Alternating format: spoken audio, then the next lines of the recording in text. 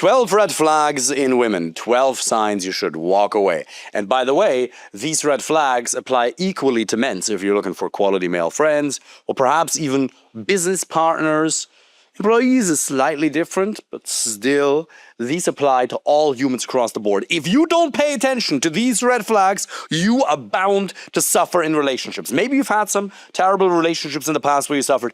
If you don't want this to happen again, pay attention now. Number one, she's easily offended. In other words, does she assume positive intent or not? If she doesn't know how you mean something, is her default an assumption of positive or negative intent? Because if she by default assumes negative intent, it means she's insecure. Now, everybody has insecurities, don't get me wrong, but there really is a scale. How insecure is she? First one. Second one kind of ties into it, misinterpreting things in a negative way.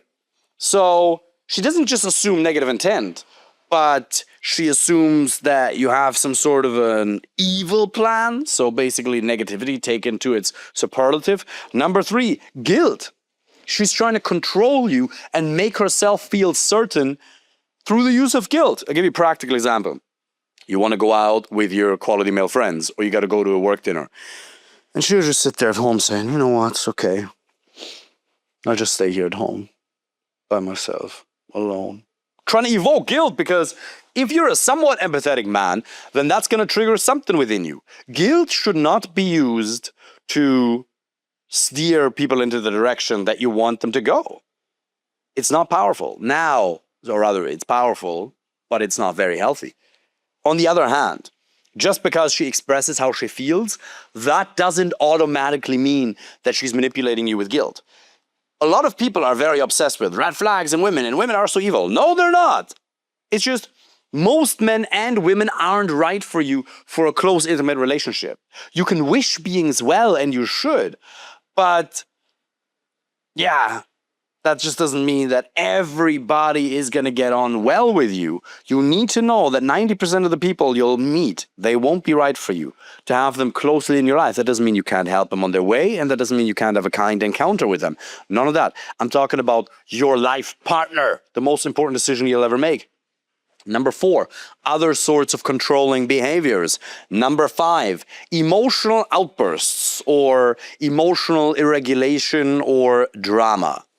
You want somebody, hear me now, my brother, you need somebody who's emotionally pretty even keel, even kilter, even keel, however you say it. That's what the German comes through. I apologize.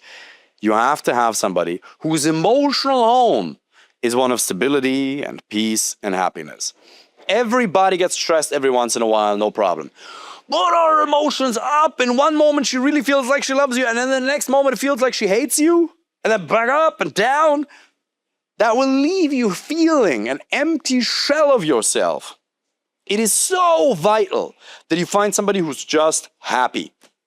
It sounds so simple, but happiness, peace, and just emotional stability, that's exactly what you want. Now, that doesn't mean that she can't be feminine and have any emotions whatsoever. I'm not saying that you don't want to be with a robot. You really don't. But you do want to have somebody who can support you, whose emotional home, whose default is that of happiness. Otherwise, you are bound to suffer. Next, passive-aggressive behavior towards you. We all know what that means. Let's see if I can spontaneously think of an example. She'll give you a look like. Pay attention now, it's subtle. She rolls her eyes, she shakes her head at you. Do you ever feel in a relationship or in one of your past relationships like you're not tolerated, like you are tolerated and not desired, and like you're constantly judged? You feel like you have to walk on eggshells around her? And by the way, again, easy to look at what the other person is doing wrong without questioning ourselves. We all have to look at ourselves and audit ourselves. I would say every 6 months, every 3 months or so, irregularly, I ask Fernanda, how am I treating you? How am I doing? Am I treating you well? What could I be doing better? Really, genuinely. I ask her. And I actually listen. And I actually want to hear the answer. And it's not some technique. It's because I genuinely have a sense of preemptive guilt inside of me that I would ever treat her badly. Obviously, I don't. But if you're a good person, you want to treat people good, and that's nice, and that's kind, and that's awesome. Now, don't do this don't do this in the beginning. If you do this too soon, it'll freak her out. It'll make you come across as very insecure. Just treat her well and assume you're treating her well.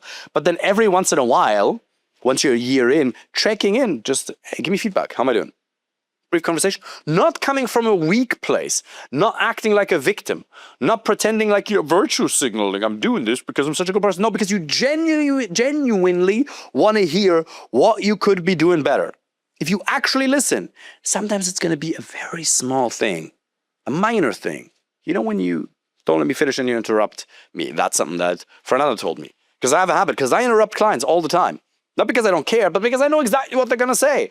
And sometimes they're going to wander and talk for like 3 minutes. I know exactly what you want to say, and I want to save your time and mine. That doesn't mean that I won't listen. And there's times where I listen for half an hour without saying a word. Rarely, but it does happen. But most of the time, I just go in there. Why? Because I know the patterns. There's not a single question you can ask me in the realm of dating and relationships that I have not been asked and answered dozens, if not hundreds of times. That's why I can anticipate the answer. Because there's only so many patterns in this relationship and dating and personal development space. But that was one of the feedbacks that I was given by her. And I actually listened, and I'm really trying to implement it. Next one, judgment. We already talked about that one. Number 8, she enjoys the validation of other men a little bit too much. We all like validation. You just don't want to be with a validation hole. It takes one to know one, by the way.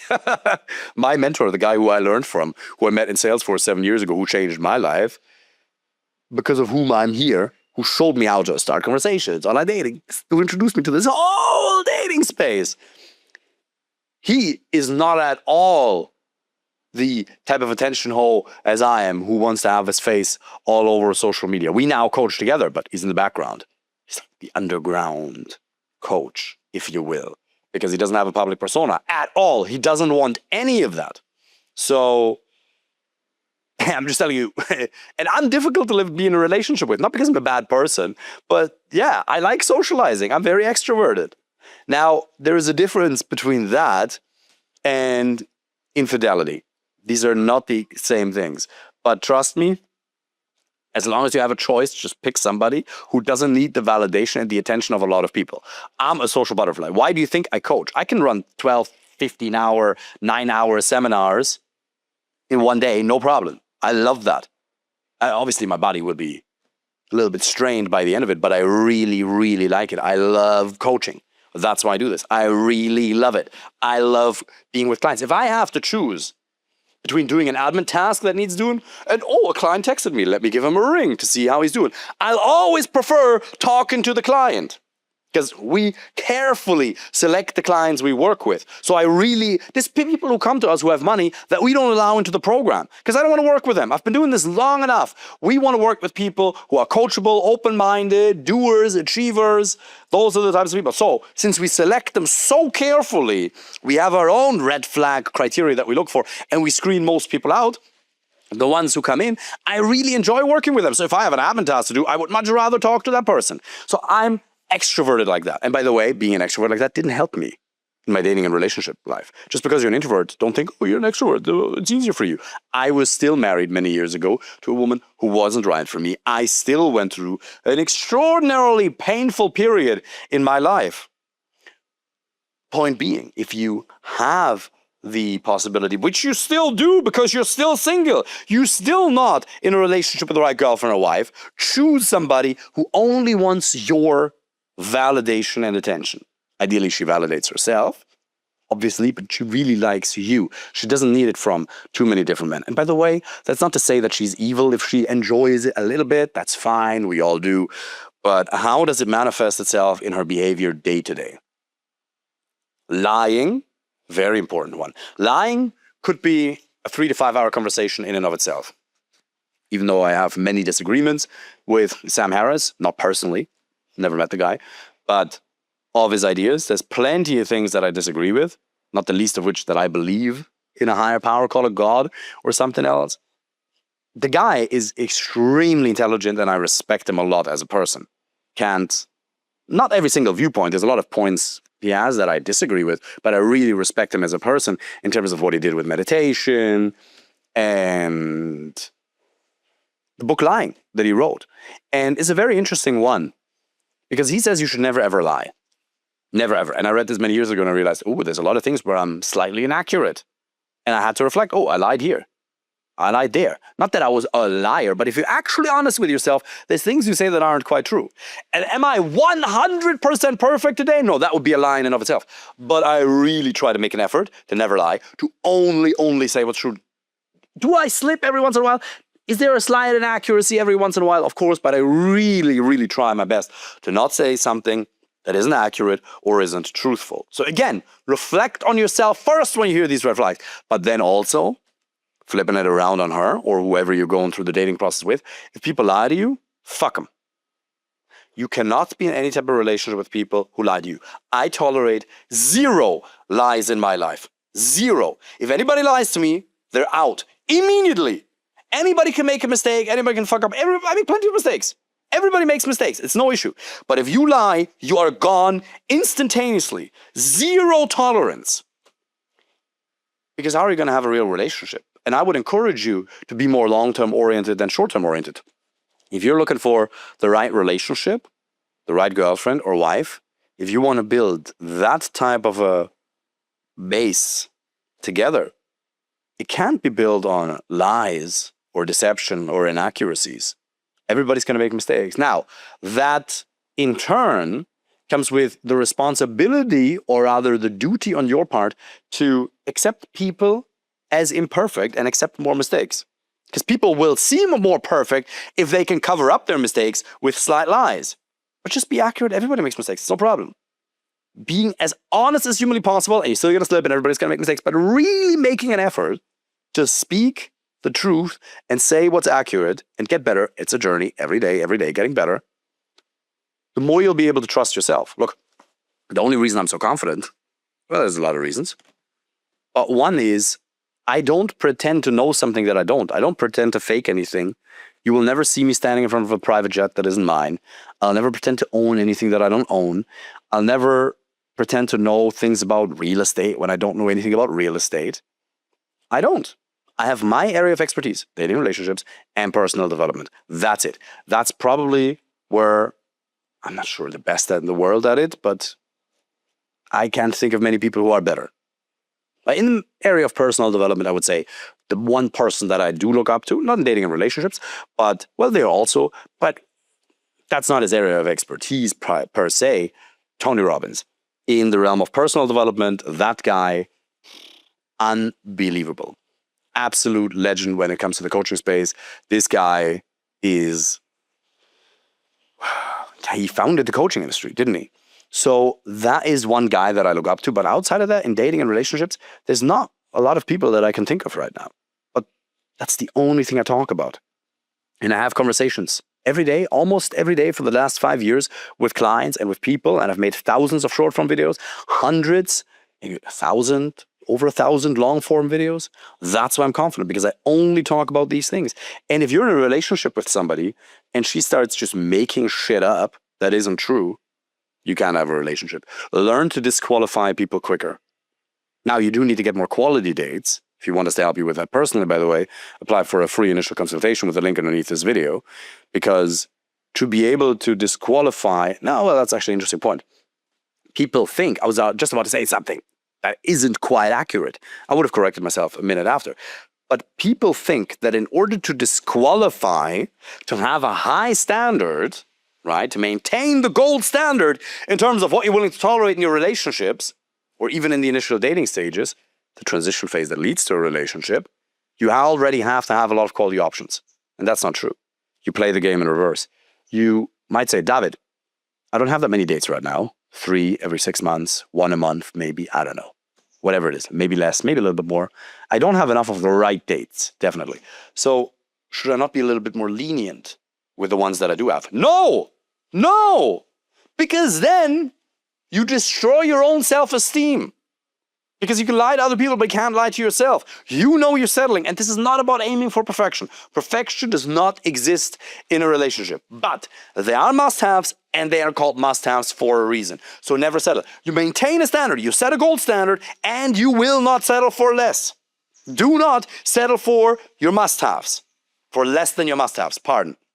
It's very important. Now, but then to actually find a quality relationship, you need to use dating apps, Instagram, in-person approaches. And if you're a man with a successful career or your own business, an achiever, click the link underneath this video now, ideally, or after the video's finished, because we have a couple of more points to go through, and apply for a free initial consultation.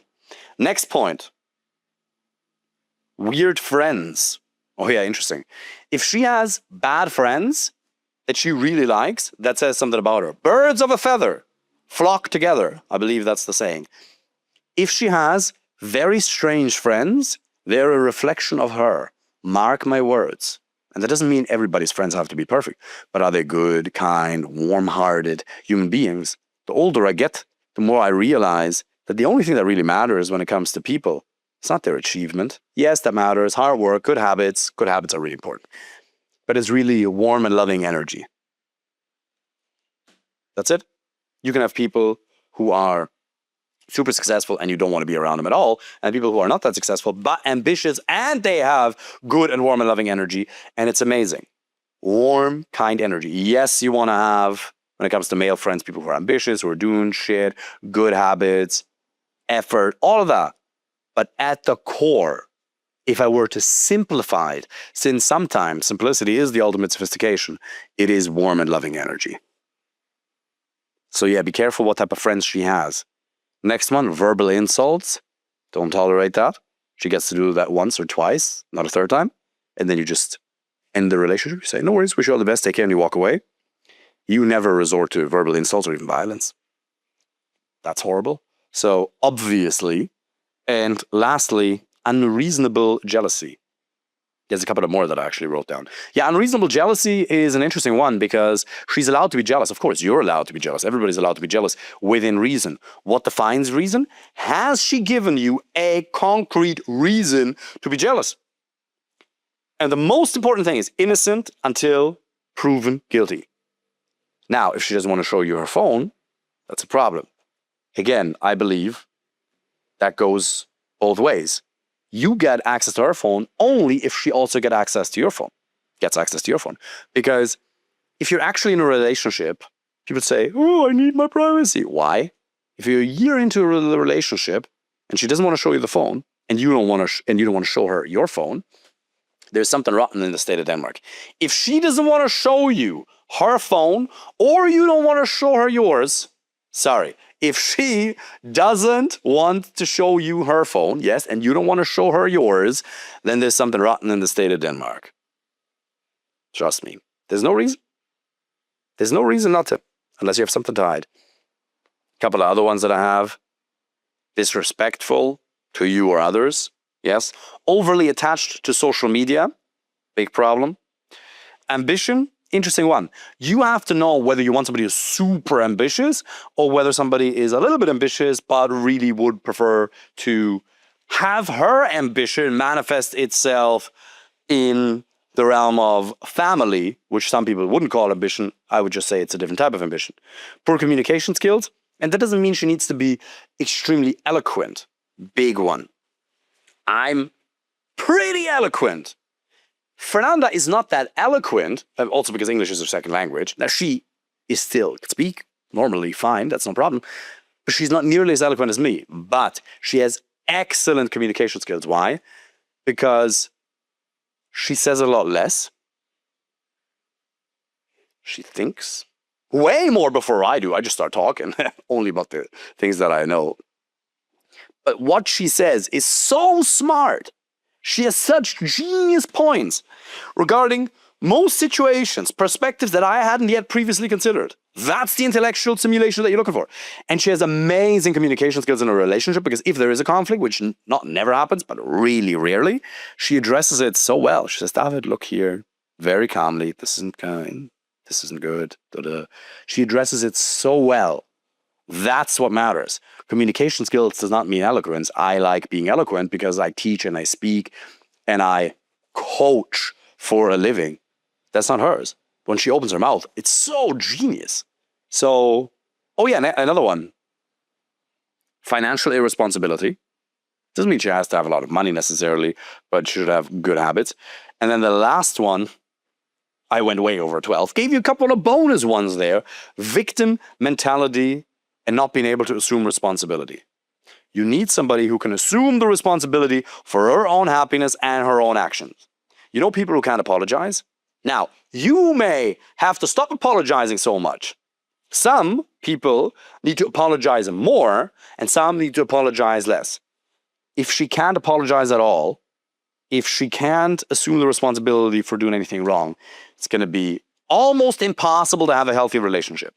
Now, some people, they need to apologize a little bit less. They assume too much guilt. They need to set a little bit more boundaries. You have to see where you're at. Use this list. Trust me.